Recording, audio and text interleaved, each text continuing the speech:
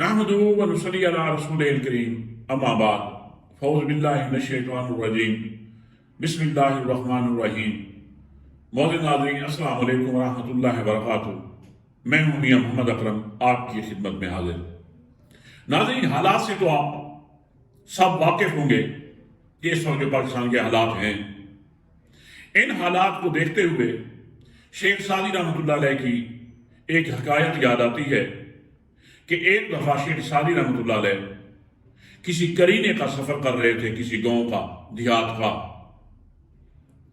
تو ایک گاؤں کے قریب سے گزرے تو وہاں کے کتوں نے گھیر لیا شیخ صاحب کو اور بڑے خوفناک طریقے سے ان کے اوپر بھونکنے لگے۔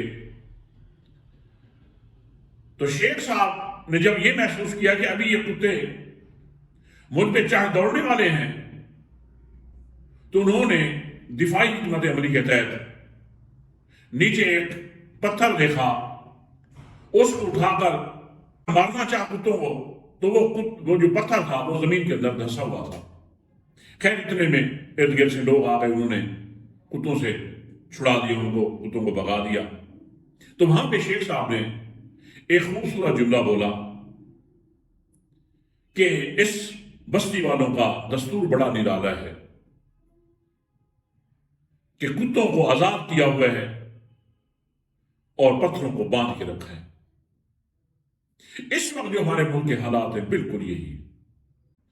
جو بلوچستان کے لوگ جو پروٹیسٹ کر رہے تھے، ان کی سچویشن جو دیکھتے ہیں، جس طرح عورتوں کی بے حرمتی کی گئی، چھوٹے بچوں کو اٹھا لیا گیا، ان کے اوپر وحشیانہ طریقے سے لاٹھی چارج ہوا، ان کو پنجاب سے ڈیپورٹ کر دیا گیا کوئٹہ کی طرف۔ تو یہ حالات دیکھتے ہیں تو یقین جانیے کہ دل خون کے آنسو ہوتا ہے کہ جس ملک کو ہم آج تک آزاد سمجھتے رہے، ان طاقتوروں کو، اپنی اسٹیبلشمنٹ کو، ان حکمرانوں کو جنہیں ہم اپنا سمجھتے رہے، آج حالات بتا رہے ہیں کہ یہ کوئی اپنے نہیں ہیں۔ یہ پاکستان کو ایسے سمجھیں کہ امریکہ کی کالونی ڈکلیئر کر چکے ہیں۔ ان کے جو کردار ہیں وہ سامنے آ رہے ہیں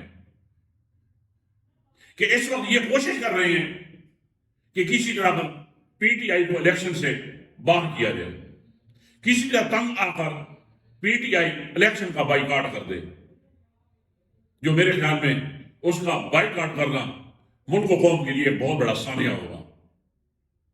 وہ انشاءاللہ ایسا نہیں کریں گے۔ اپنے کاغذات نامزدگی جمع کروانے کے لیے جو لوگ جا رہے ہیں، ان کو تھریٹ کیا جا رہا ہے، ان کو پولیس پکڑ رہی ہے، ان کو اریسٹ کیا جا رہا ہے، ان کے کاغذات چھینے جا رہے ہیں۔ یہ الیکشن ہے۔ اور یاد رکھیں جو اس وقت کے حالات ہیں، ایک سینسٹیو آدمی یقین جانیے اندر سے چھلنی ہو چکا ہے۔ یہ ملک و قوم کی بقا کے خلاف یہ پی ڈی ایم، یہ ہماری اسٹیبلشمنٹ، یہ لوگ اکٹھے ہو چکے ہیں۔ یہ ایسے سمجھیں کہ یہ امریکہ کے روبوٹ ہیں اور اس نے ایک ان کے اندر ایک سسٹم ڈاؤن لوڈ کر دیا ہے، بس اس کے تحت یہ اپنے کام بخوبی انجام دے رہے ہیں۔ اس وقت جو حالات ہیں، بلوچستان کا معاملہ دیکھ لیں، کے پی کے کا معاملہ دیکھ لیں، اور خدا نخواستہ یہ ڈیٹ بن کر اسی طرح یہ کام کرتے رہے تو خدا کی قسم یہ 71 سے بھی بہت بڑا سانحہ ہونے والا ہے پاکستان کے لیے، اور ایسا سانحہ ہوگا کہ شاید ہم 71 کو بھول جائیں۔ یقین جانیے میں 96 کی بات کروں گا کہ اس وقت 71 کا سانحہ اتنا پرانا نہیں ہوا تھا۔ میں سعودی عرب میں ہوتا تھا تو بنگلہ دیش کے جو حجاج کرام آتے تھے، یقین جانیے کہ خون کے آنسو ہوتے تھے، ان میں وہ بزرگ بھی ہوتے تھے جو صحیح طرح سے اردو بھی نہیں بول سکتے تھے، نہ سمجھ سکتے تھے، لیکن پاکستان پاکستان کہتے تھے بنگلہ دیش کیا بنگلہ دیش. میں نے اپنی آنکھوں سے حرم کے اندر ان لوگوں کو روتا دیکھا ہے، اور 2 شخصیات کے لیے 3 جو اس میں فریق تھے ان کے لیے بد دعائیں کرتے دیکھا ہے. ان لوگوں کو بھٹو کے لیے بھی بد دعا کرتے تھے، مجیب الرحمان کے لیے بد دعا کرتے تھے، آرمی کے لیے بد دعا کرتے تھے. تو کیا حرم میں نکلے ہوئے وہ آنسو ان کا کچھ نہیں کریں گے؟ اور پھر تاریخ نے بتا دیا بھٹو کا کیا انجام ہوا. اس کی اللہ نے ذریت کا بھی خاتمہ کر دیا، کیونکہ اس نے قوم کے ساتھ کھلواڑ کیا تھا. مجیب الرحمان کے ساتھ بھی یہی ہوا کہ اس کے ساتھ کیا ہوا. جس شخص نے اس ملک و قوم کے ساتھ ظلم اور زیادتی کی ہے، یقین جانیے کہ اس کا انجام بہت بھیانک ہوا ہے. کیا یہ تاریخ ہم نہیں پڑھتے؟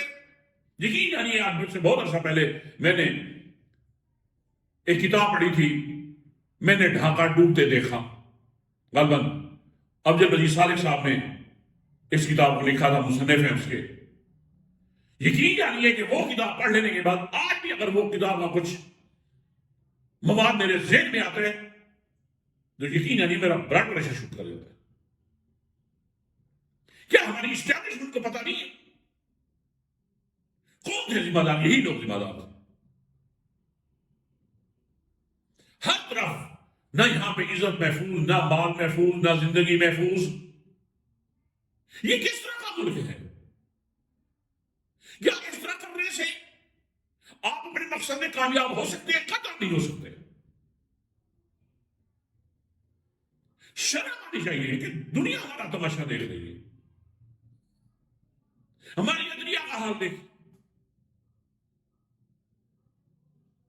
ہماری اسٹیبلشمنٹ کا حال دیکھیں، پی ڈی ایم کے کرتوت دیکھیں. یہ ملک کو کس طرف لے کے جا رہے ہیں؟ لیکن ناظرین یہ یاد رکھیں کہ ذہنی طور پہ انسان یہ سمجھتا ہے کہ بہت بڑا ہمارے ساتھ ظلم ہو رہا ہے اور اللہ شاید ہماری نہیں سن رہے. میری جان، پریشان ہونے کی ضرورت نہیں ہے. اللہ قادر ہے. اللہ شر میں سے خیر پیدا کر دیتے ہیں اور اللہ خیر میں سے شر پیدا کر دیتے ہیں. اللہ قادر ہے. اللہ بہت بڑی قدرت والے ہیں. وہ خیر الماکرین ہیں. میں کہتا ہوں کہ آپ اپنی آبزرویشن کر لیں، سوسائٹی پہ نظر دوڑائیں کہ کسی برے کا انجام اچھا ہوا. میں گارنٹی کے ساتھ کہتا ہوں، اور ان کا انجام بہت برا ہونا ہے. یہ ملک دشمن عناصر کے ایک پروگرام کو، ایک منصوبے کو، ہماری اسٹیبلشمنٹ، ہمارا یہ پی ڈی ایم، ہماری یہ عدلیہ بھی، یہ نہایت ہی وفاداری کے ساتھ اس منصوبے کو تکمیل کے مراحل میں لے جانے کے لیے حالات پیدا کر رہے ہیں کہ عوام کا جینا دوبر کر دیں. ان کو الیکشن کے حوالے سے سوچنے کا موقع ہی نہ ملے. پھر سے بجلی کے بل 4.5 روپے میرے خیال میں پر یونٹ پھر سے بڑھا رہے ہیں. ان کو کوئی شرم ہی نہیں آتی. یہ ایسے اس طرح کے بے غیرت قسم کے لوگ ہیں، ان کو شرم آنی چاہیے کہ کیا کر رہے ہیں. اپنے مقصد میں کامیاب نہیں ہو سکتے تم. یہ کیا کیا ہے اس ملک کے لیے؟ کیا ہمیں وہ تاریخ یاد ہے کہ جب ہماری 1 لاکھ مستحکم فوج سرنڈر کیا تھا اس نے دشمن کے سامنے؟ اگر غیرت ہوتی تو ملک کو ان حالات پہ نہ لے جاتے. ملک کو دیا کیا ہے؟ یہی ان ٹولوں نے اور ہماری ملٹری اسٹیبلشمنٹ نے ملک کا نقصان ہی کیا ہے. جب ہماری مال محفوظ نہیں، عزت محفوظ نہیں، جان محفوظ نہیں، تو پھر ملک کا تصور تو ہمیں بتائیں کہ وہ کس طرح کا ملک ہوتا ہے۔ بنیادی حقوق سے ہم محروم، جو انسان کے بنیادی حقوق ہیں ان میں سے پتہ ہے کتنی ریشو ہے جو ہمیں مل رہی ہے یا وہیں مہیا کیے جا رہے ہیں۔ یقین جانیے خبریں دیکھ لیں تو ایک سینسٹیو قسم کی پرسنالٹی، یقین جانیے وہ تو کئی دن وہ تو بستر میں پڑ جائے گا۔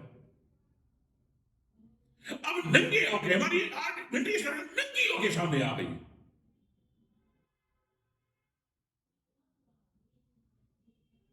پھر چاہتے ہیں کہ ہم کیا کہیں، یہ تو دل کا معاملہ ہے، دل میں محبت نہیں پیدا ہو سکتی، نہ ہو سکتی ہے۔ جس فوج کے لیے لوگ جان دیتے تھے، آج چند جنرلوں کی پالیسی کی وجہ سے آج لوگوں کے دلوں میں نفرت کے طوفان اٹھ رہے ہیں۔ Who is the responsible؟ آپ ہی رسپانسبل ہیں۔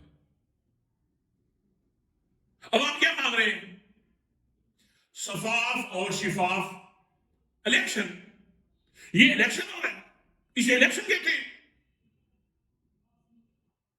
عورتیں جیلوں میں، بچے جیلوں میں، بزرگ جیلوں میں۔ یہ یاد رکھیں، انجام بہت برا ہوگا، یہ یاد رکھیں۔ بلوچستان میں بھی آپ نے آگ لگا دی ہے، کے پی کے حالات آپ کے سامنے ہیں۔ پنجاب میں، پنجاب صرف اور صرف اس کی جو حکمت عملی ہے وہ دوسری ٹائپ کی ہوتی ہے۔ یہ 8 فروری کا انتظار کر رہا ہے، لیکن آپ الیکشن کروانے کے لیے جو اپنے مضمون مقاصد ہیں ان کو عیاں کر رہے ہیں کہ آپ چاہتے کیا ہیں۔ آپ اس ملک کو اسٹیبلش ہونا، مستحکم کرنا، یہ آپ لوگوں کا مقصد ہی نہیں ہے۔ اگر کہتے ہیں کہ مقصد ہے تو پھر بکواس کرتے ہیں۔ اس ملک کا جو بھی خیر خواہ شخص ہوگا، جو ملک و قوم کی سربلندی کے لیے آواز اٹھائے گا، اس کا آپ نے حال یہی کرنا ہے جیسے عمران خان ہے۔ میں اس نتیجے میں پہنچا ہوں کہ اس ملک و قوم کی خیر خواہی، اس سے محبت آپ لوگوں کی نظر میں جرم ہے، اور لیکن یہ جرم ہمیشہ کریں گے، اسی میں ہی عافیت ہے، اسی جرم میں ہی اللہ کی خوشنودی حاصل ہے۔ یہ یاد رکھیں اور اپنے برے انجام کے لیے ریڈی ہو جائیں۔ اس وقت آپ لوگوں کی پالیسیوں کی وجہ سے، آپ لوگوں کی کرتوتوں کی وجہ سے ملک کی بقا خطرے میں، اور یقین جانیے میں نے پہلے سے گزارش کی ہے کہ خدا نہ خواستہ آپ بے شرمی اور بے غیرتی کے ساتھ اگر ان حالات کو ایسے کنٹینیو رکھا تو 71 کا سانحہ بہت اس سانحے کے مقابلے میں شاید چھوٹا لگے، اور قوم شاید 71 کے سانحے کو بھول جائے۔ تو میری عوام الناس سے یہ گزارش ہے، تو اپنے بھائیوں سے،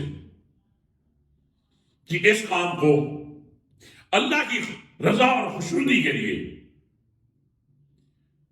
اپنے آپ کو ایک ذمہ دار